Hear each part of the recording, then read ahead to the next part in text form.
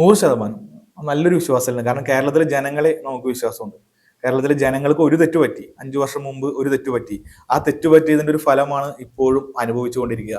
കാരണം വളരെയധികം പ്രയാസത്തില് ഈ ഗവൺമെന്റ് വന്നതിന് ശേഷം ഇവിടെ എന്തെങ്കിലും വികസന പ്രവർത്തനങ്ങൾ എന്തെങ്കിലും നടന്നിട്ടുണ്ടോ എന്ന് നമുക്ക് പരിശോധിക്കാം. ഒരു വികസന പ്രവർത്തനവും പ്രഖ്യാപനങ്ങൾ മാത്രമേ ഉള്ളൂ. കഴിഞ്ഞ ഉമ്മൻചാണ്ടി സർക്കാർ കൊണ്ടുവന്ന പദ്ധതികളെല്ലാം അതിന്റെ പൂർത്തീകരണം മാത്രം ഈ കാലഘട്ടത്തിൽ ചില പദ്ധതികളുടെ പൂർത്തീകരിക്കാൻ സാധിച്ചു.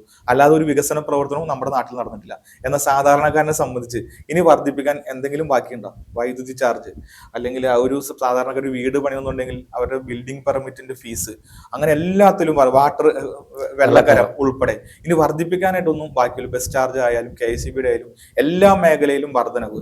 സാധാരണക്കാർക്ക് ഒരു ജീവിക്കാൻ പറ്റാത്ത സാഹചര്യത്തിലൂടെയാണ് ഇപ്പൊ നമ്മൾ പുറത്തൊക്കെ ഇറങ്ങി സാധാരണക്കാരായിട്ട് സംസാരിക്കുക, അല്ലെങ്കിൽ ഒരു ബിസിനസ് നടത്തുന്ന ആളുകളോടും അങ്ങനെ ഏതു മേഖലയിലുള്ള ആളുകളോടും സംസാരിച്ചാൽ പോലും അവരൊക്കെ വളരെയധികം പ്രയാസത്തിലാണ്. ഇനി ഈ സർക്കാർ വെച്ച് മുന്നോട്ട് പോകാൻ പറ്റാത്ത ഒരു സാഹചര്യത്തിലാണ്. അപ്പൊ അതുകൊണ്ട് സ്വാഭാവികമായിട്ടും കേരളത്തിലെ ജനങ്ങളെ ഞങ്ങൾക്ക് പൂർണ്ണമായിട്ടുള്ള വിശ്വാസമുണ്ട്. ഈ സർക്കാരിനെ പുറത്തേക്ക് ആക്കുന്നതിന് വേണ്ടിയിട്ടുള്ള എല്ലാ തരത്തിലും ഞങ്ങളോടൊപ്പം തന്നെ ഇവിടുത്തെ ജനങ്ങളും നിൽക്കുമെന്നുള്ള പൂർണ്ണമായ വിശ്വാസം.